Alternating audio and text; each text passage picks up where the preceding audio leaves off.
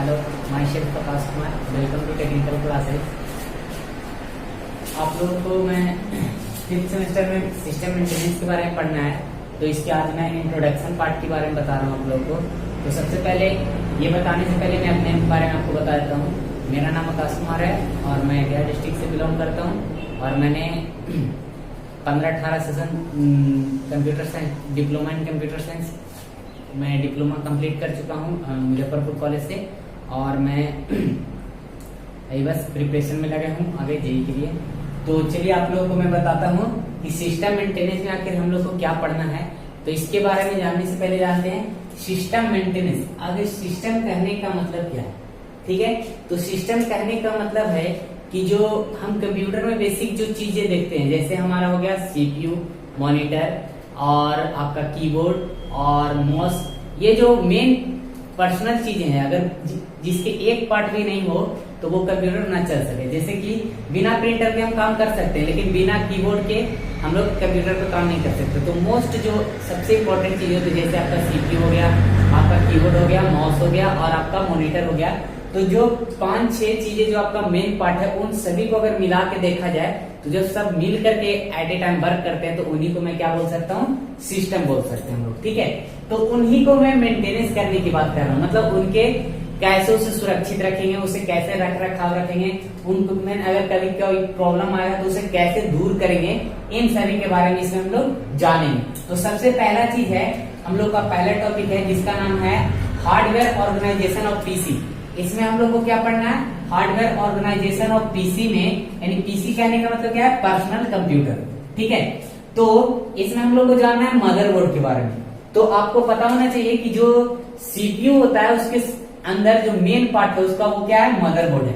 Motherboard कहने का मतलब है उसमें सारे इंपॉर्टेंट पार्ट्स होते हैं। जैसे उसके अंदर आपको रैम रोम मिलेगा, उसी पे स्टेबल्स होते हैं, सीपीयू फैन होते हैं, सीपीयू आपको बोल सकते हैं बायोस भी होता है, उसमें बेसिक इनपुट आउटपुट जो आपका सिस्टम होता है, और आपका होता है रैम लगा होता है, रोम लगा होता है। तो इन सभी चीजों के बारे में जो कंपोनेंट मिला करके जो बना होता है उसी को हम क्या बोलते हैं, मेनली मदरबोर्ड। तो मदरबोर्ड के और पार्ट्स के बारे में हम लोग जानेंगे। सारे जो चीजें होती है आपका, या वो किसी भी तरह का पोर्ट हो या फिर आप बोल सकते हो जो भी चीज है, हार्ड डिस्क हो या प्रिंटर हो या कीबोर्ड हो, वो सारे कनेक्ट होते हैं आपके मदरबोर्ड से ही।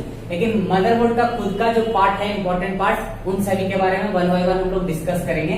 इसके बाद आते हैं बस स्टैंडर्ड एंड आर्किटेक्चर, यानी कि बसेस।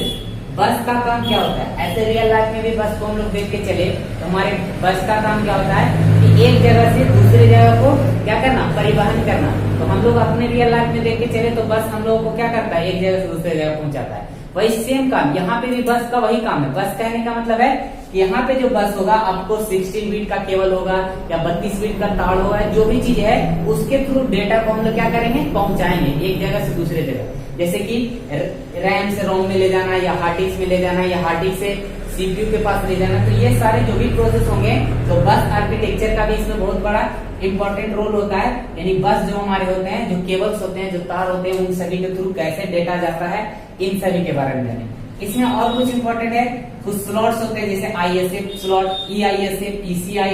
फिर पोर्ट्स होते हैं जैसे कि सीरियल पोर्ट्स, ये USB port, serial port, parallel port, com port, इन सभी के बारे में जानेंगे। इसके बाद HDD, इसका कहने का मतलब हार्ड डिस्क ड्राइव, ठीक है।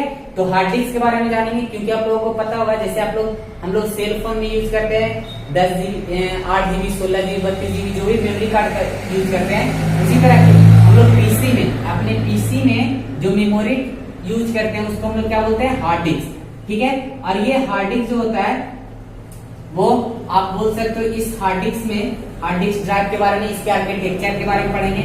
ये बना कैसे होता है, इसमें डेटा स्टोर कैसे होता है, इसमें किस केबल के थ्रू कैसे कैसे वो सीरियली और पैरेलली डेटा को कैसे स्टोर करता है, इन सभी चीज को कैसे रीड करता है, क्या रीड हेड होता है, क्या राइट करता है, कैसे ये सारी चीजें डेटा को हार्ड डिस्क में कैसे स्टोर होता है, इन सभी के बारे में। फिर जानते हैं हम लोग मॉनिटर। तो आप लोग को पहले ही पता है कि इसमें सबसे इंपॉर्टेंट पार्ट आपका क्या है, मॉनिटर भी चीज है। मॉनिटर, सीपीयू, ये सारे इंपॉर्टेंट है। तो मॉनिटर में भी हम लोग बहुत तरह का मॉनिटर देखते थे, ठीक है। अब जो लेटेस्ट वर्जन में आ गया तो एलईडी बोलते हैं, एलसीडी बोलते हैं, ठीक है।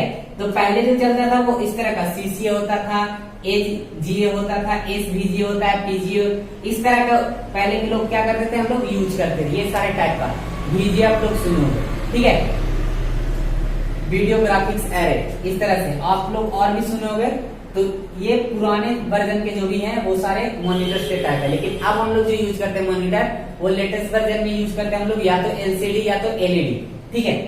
तो इसके फिर फंक्शन के बारे में जानेंगे, ये कैसे वर्क करता है। ट्रबल शूटिंग कहने का मतलब है कि अगर हम लोगों के पीसी में या मॉनिटर में या किसी भी चीज में, हार्ड डिस्क में अगर थोड़ा प्रॉब्लम आ जाए तो उसको कैसे डिटेक्ट करेंगे और कैसे खत्म करेंगे, यानी उन सभी को कैसे हटा सकते हैं, उसी को हम क्या कहते हैं, उस प्रोसेस को ट्रबल शूटिंग। इसके बारे में भी जानेंगे कि अगर किसी पीसी में या फिर कहीं पे प्रिंटर वगैरह या फिर मॉनिटर में कहीं पे कुछ प्रॉब्लम आ रही है तो उसके केबल वगैरह को चेक करेंगे क्या सही से कनेक्टेड है या नहीं है।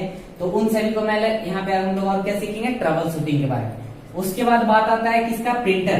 तो आप लोग तो जानते हो प्रिंटर आजकल आप लोग जनरली देखे भी होंगे और यूज भी करते होंगे। तो इसमें प्रिंटर जो होते हैं वो सबसे पहले जो यूज होता था वो डॉट मैट्रिक्स होता था।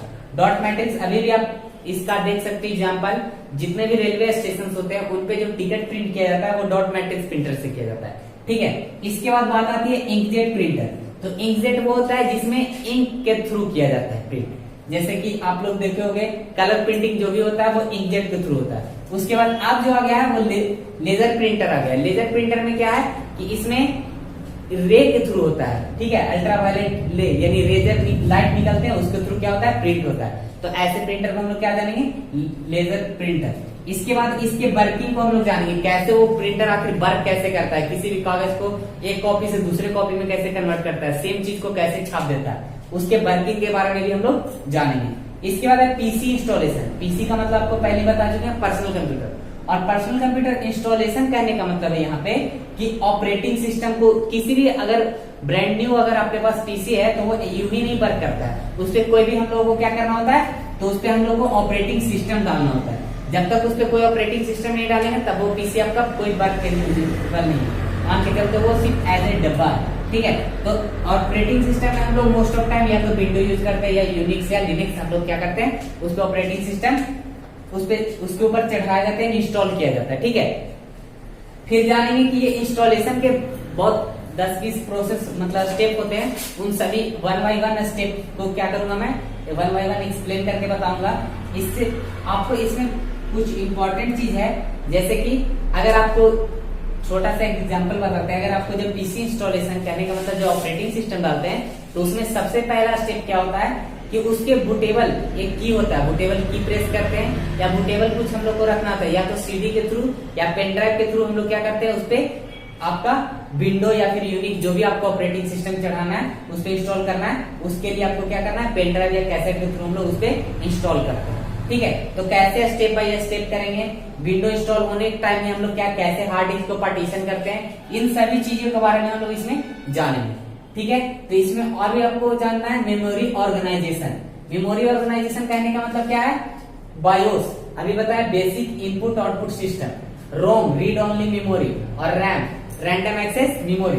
देखिए ये क्या रोम के अंदर आता है, जिसे कि जो एक बार डेटा फिक्स हो गया वो फिक्स हो गया, यानी कि इसमें कहने का मतलब ये रीड कर सकते हैं सिर्फ इसमें से डेटा, यानी स्टोर करिए रीड करिए। लेकिन रैंडम एक्सेस मेमोरी कहने का मतलब है कि जितने भी application at A time run करते हैं वो सारे किस में होते हैं, रैम में होते हैं, यानी प्राइमरी मेमोरी में। और जो सेकेंडरी मेमोरी होता है उसे हम लोग क्या बोल सकते हैं, रोम बोल सकते हैं, ठीक है। तो thank you for watching my video.